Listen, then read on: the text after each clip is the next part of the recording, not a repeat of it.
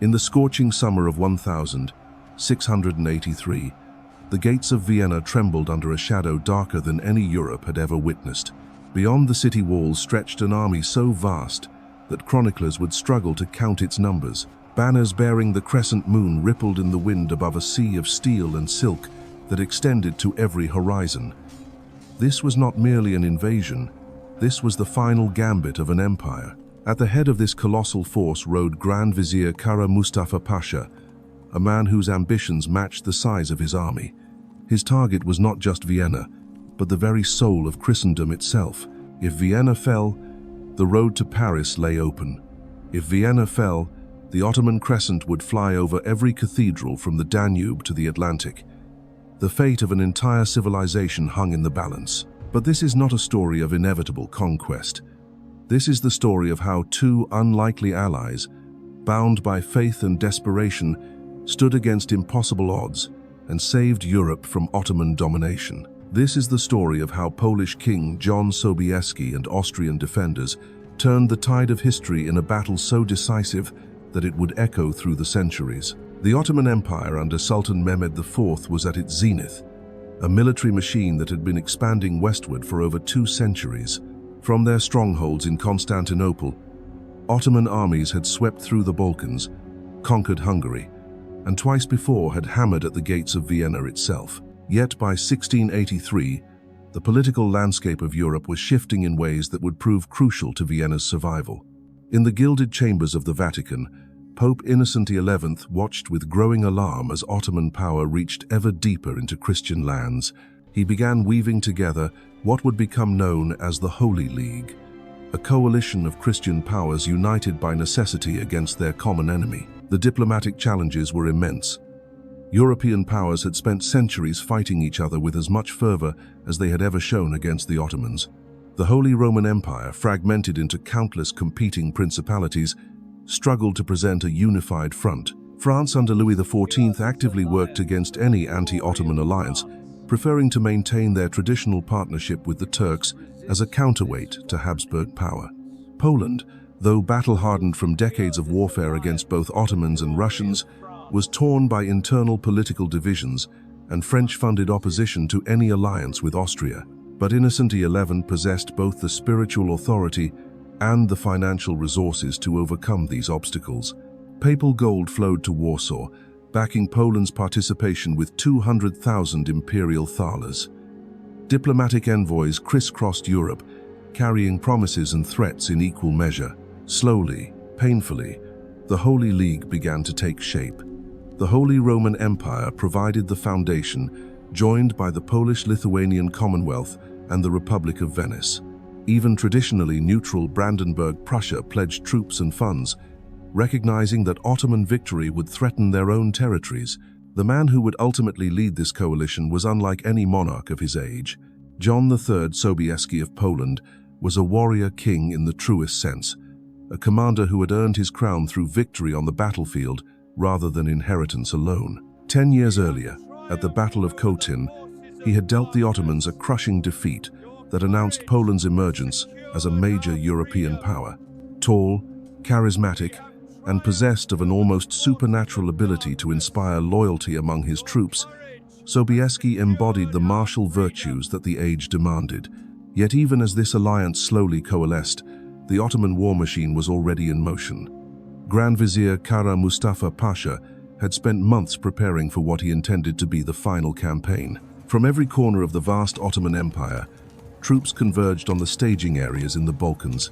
Janissaries, the elite infantry corps that formed the backbone of Ottoman military power, marched in perfect formation alongside Sipahi cavalry, whose armor gleamed like captured sunlight. Tatar horsemen from the steppes brought their reputation for swift, merciless warfare. Artillery trains stretched for miles, hauling the great guns that had battered down the walls of Constantinople 2 centuries before. The numbers were staggering. Contemporary sources vary wildly, with some claiming the Ottoman army numbered over 300,000 men, though modern historians estimate the actual force at closer to 150,000 to 200,000. Even the lower figure represented one of the largest armies ever assembled in European warfare. As this massive host began its march toward Vienna, panic spread through the Austrian territories like wildfire. Emperor Leopold I, an impossible choice. His own forces were scattered across the empire, many tied down in conflicts with France and other enemies. The imperial army could not hope to meet the Ottomans in open battle and survive. Vienna's walls, though formidable, had not been designed to withstand the kind of massive siege that was approaching. In July 1683, with Ottoman advance guards already probing Austrian defenses, Leopold made a decision that would define his reign. He abandoned his capital, fleeing west to Linz with most of the imperial court. Command of Vienna's defense fell to Count Ernst Rüdiger von Starhemberg, a veteran commander whose experience fighting both French and Ottoman forces had taught him the harsh realities of siege warfare. At just 36 years old, Starhemberg faced a task that would have daunted commanders twice his age. His garrison numbered barely 15,000 regular troops, supplemented by perhaps 8,000 civilian volunteers and militia. Against an Ottoman army that outnumbered him by more than 10 to 1, he would have to hold one of Europe's most important cities long enough for relief to arrive.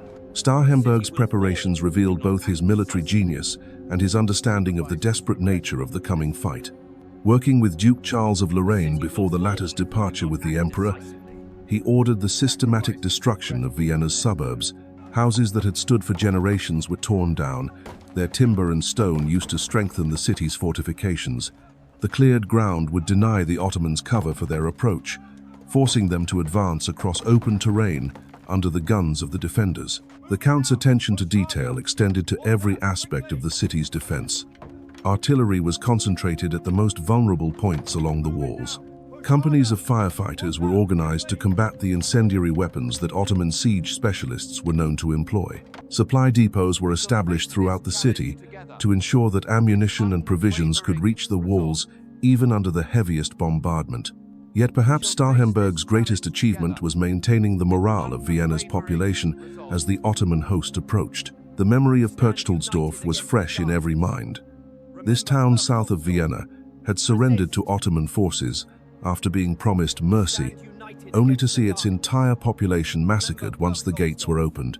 Starhemberg used this atrocity to steel his men's resolve, making it clear that surrender meant death, while resistance, at least, offered the possibility of survival. On the 14th of July, 1683, the Ottoman vanguard appeared on the hills surrounding Vienna. Within days, the Great Army had deployed in a vast semicircle around the city, their colorful tents stretching as far as the eye could see. At the center of this martial city rose the magnificent pavilion of Kara Mustafa Pasha himself, a palace of silk and gold that spoke to both the wealth of the Ottoman Empire and the confidence of its commander. The Grand Vizier was certain of victory. In his mind, Vienna was already won. The city would fall not through costly assault, but through the inexorable pressure of siege and blockade. Starvation and disease would accomplish what direct attack might achieve at too high a price. Ottoman engineers began the methodical work of siege warfare, digging approach trenches that zigzagged toward the city walls, constructing artillery positions, and preparing the mines that would eventually bring down Vienna's defenses. Inside the city, the siege began its grim work almost immediately. The Danube, Vienna's lifeline for supplies and communication, was effectively cut off by Ottoman river patrols. Food stocks, though substantial thanks to Starhemberg's preparations, began their inevitable decline. The constant thunder of Ottoman cannon fire made sleep impossible for the defenders, while the psychological pressure of encirclement weighed heavily on military and civilian alike. Yet the defenders held firm. Day after day, Ottoman assaults crashed against Vienna's walls, only to be thrown back by the disciplined fire of Starhemberg's men. Sorties launched from the city gates disrupted Ottoman siege works and kept the attackers from completing their preparations. In the narrow streets and cramped quarters of the besieged city, a spirit of defiance took root that would sustain the defense through the darkest hours to come. As July gave way to August, and August began its slide toward September, both sides knew that time was running out. For the Ottomans, the approaching winter meant that their massive army would become increasingly difficult to supply and maintain. For the defenders, each passing day brought them closer to starvation and exhaustion. Somewhere to the north, The Holy League army was gathering, but whether it would arrive in time remained desperately uncertain. The stage was set for one of history's most decisive confrontations. In the sprawling Ottoman camp, Kara Mustafa Pasha refined his plans for the final assault that would break Vienna's resistance. Behind the battered walls of the city, Ernst Rudiger von Starhemberg prepared his men for what might be their last stand. And on the roads leading toward Austria, Jan Sobieski of Poland was marching south with an army that carried the hopes of all Christendom on its banners. The march that would decide Europe's fate began in the sweltering heat of late August 1683. From across the scattered kingdoms and principalities of the Holy League, armies converged on a single point of destiny. King Jan Sobieski's Polish army was the jewel of this coalition force.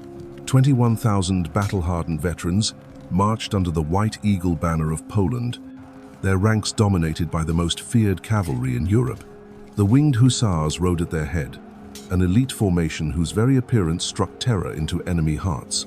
These were not mere soldiers but living legends, warriors whose armor bore great wooden frames fitted with eagle feathers that created an otherworldly silhouette against the sky. When they charged, the thunder of their hooves was accompanied by an eerie whistle as wind passed through their wings, a sound that had broken the morale of countless foes across decades of warfare. Behind the Polish contingent came the diverse forces of the Holy Roman Empire. Bavarian regiments marched alongside Saxon companies, their disciplined ranks a testament to Germanic military precision. Franconian pikemen kept pace with Swabian cavalry, while artillery trains from Brandenburg, Prussia rumbled along the dusty roads. Each contingent brought its own traditions, its own battle honors, its own fierce pride. Yet all were united by the knowledge that failure meant not just military defeat, but the end of Christian civilization as they knew it. The logistical challenges of coordinating such a massive, multinational force would have broken lesser commanders. Different languages, conflicting tactical doctrines, and centuries-old rivalries threatened to tear the alliance apart before it could reach the battlefield. Yet Sobieski's genius lay not just in his tactical brilliance, but in his ability to forge unity from chaos. Night after night, he met with his allied commanders, smoothing over disputes, coordinating movements, and maintaining the delicate balance of egos and ambitions that held the coalition together. The Duke of Lorraine, despite his own considerable military experience and legitimate claim to overall command, gracefully deferred to the Polish king, recognizing that only Sobieski possessed the charisma and reputation necessary to lead such a diverse force. As the relief army approached Vienna, the situation inside the city was becoming desperate. 2 months of siege had taken their toll on defenders and civilians alike.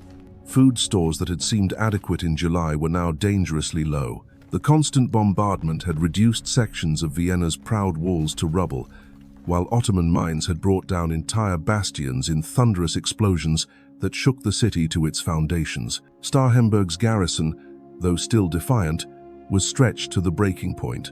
Men fell asleep at their posts from sheer exhaustion, earning summary execution under the Count's harsh but necessary discipline. Disease spread through the overcrowded city, claiming victims that Ottoman bullets had failed to find.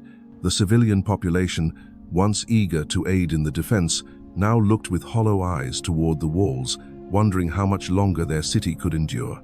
The Ottoman siege operations had evolved into a masterpiece of military engineering. Approach trenches snaked toward Vienna's walls in zigzag patterns that protected advancing troops from defensive fire.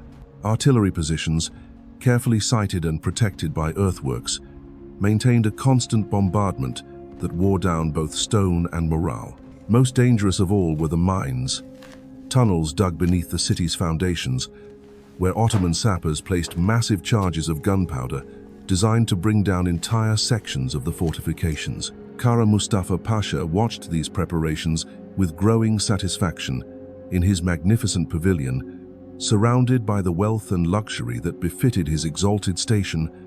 The Grand Vizier planned the final assault that would deliver Vienna into Ottoman hands. His confidence was not misplaced.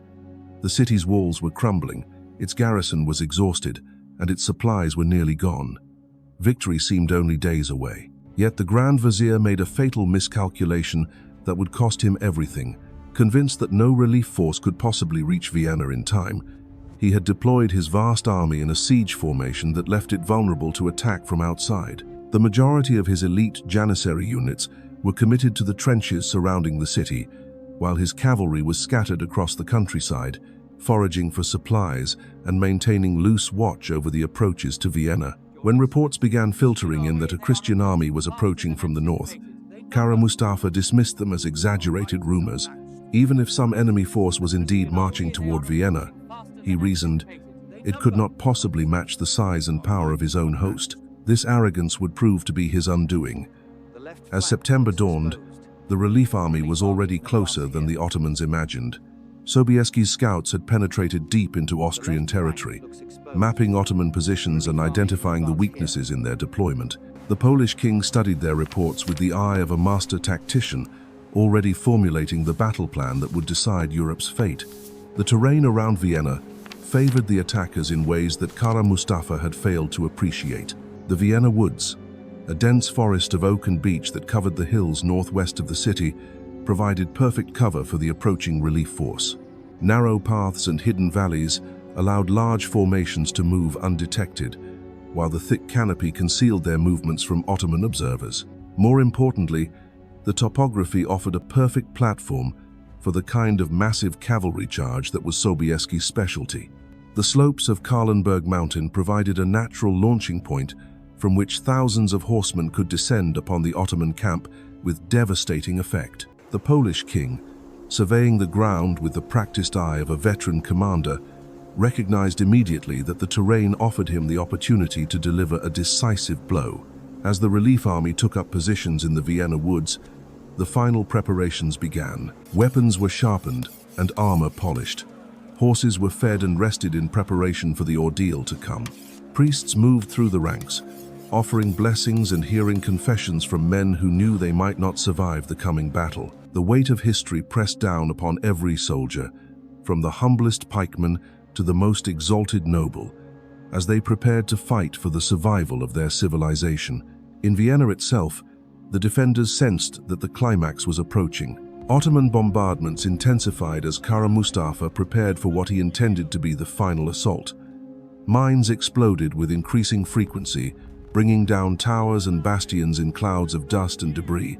Yet somehow, impossibly, Starhemberg's men continued to hold their positions, plugging each breach with desperate courage and refusing to yield a single inch of their beloved city. The Count himself, though exhausted by months of unrelenting strain, never wavered in his determination.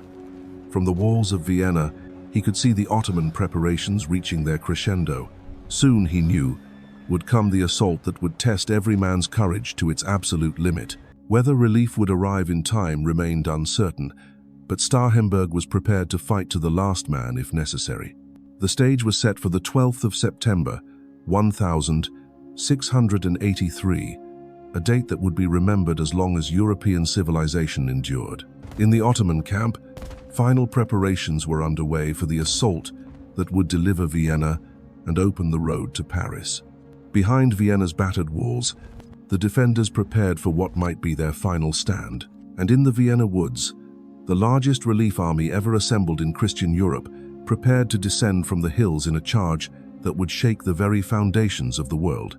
The dawn of the 12th of September broke with an ominous silence that seemed to press against the very stones of Vienna. For 2 months, the city had awakened to the thunder of Ottoman cannon and the distant shouts of siege crews. Now, in the pre-dawn darkness, an eerie quiet settled over the battlefield like a shroud. The defenders on the walls strained their ears, wondering if this stillness meant their final hour had come, or if salvation might be approaching through the mist-shrouded hills beyond. In the Ottoman camp, Kara Mustafa Pasha rose before first light, his confidence unshaken despite the reports that had filtered in throughout the night. Scouts spoke of movement in the Vienna woods, of banners glimpsed through the trees, of the distant sound of marching men. The Grand Vizier dismissed these whispers as the fevered imaginings of nervous sentries. Even if some Christian force had managed to reach Vienna, what could it accomplish against the might of the Ottoman Empire? His army had conquered cities from Baghdad to Budapest. No collection of European princes and their ragtag soldiers could threaten the greatest military machine the world had ever seen. Yet as the sun climbed higher, the reports became impossible to ignore. From the heights of Kahlenberg Mountain, glints of steel could be seen moving among the trees. The sound of war drums, faint but unmistakable, drifted down from the forested slopes. Kara Mustafa found himself facing a possibility he had never seriously considered.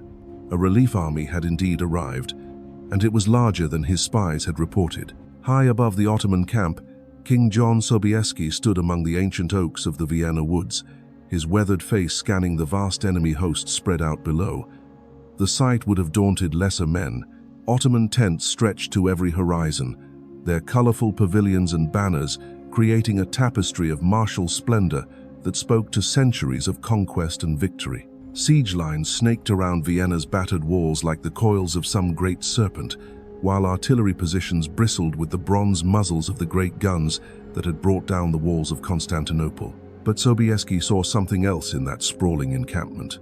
He saw an army deployed for siege, not for battle. He saw elite troops committed to trenches where their mobility and striking power were wasted. He saw cavalry scattered across miles of countryside, too dispersed to concentrate quickly for a decisive engagement. Most importantly, he saw the fatal flaw in Kara Mustafa's position. The Ottoman Grand Vizier had prepared to take Vienna by siege, but he had not prepared to defend his army from attack. The Polish king turned to his assembled commanders, men whose faces bore the scars of countless campaigns and whose eyes held the steady gaze of professional warriors. Representatives from a dozen European powers stood in that forest clearing, their different uniforms and languages a testament to the unprecedented nature of their alliance. Bavarian generals stood beside Polish nobles. Saxon colonels conferred with Austrian officers. Franconian captains checked their weapons alongside Swabian cavalry commanders. The plan Sobieski outlined was breathtaking in its simplicity and audacity. The Allied army would advance in 3 great columns, sweeping down from the wooded hills to strike the Ottoman positions simultaneously. The Duke of Lorraine would command the left wing, leading Austrian and German forces against the Ottoman right. The center, composed of various German contingents, would advance through the forests to engage the enemy's main positions. Sobieski himself would take the right wing, where his Polish forces would deliver the decisive blow. But the true masterstroke lay in the king's deployment of his cavalry.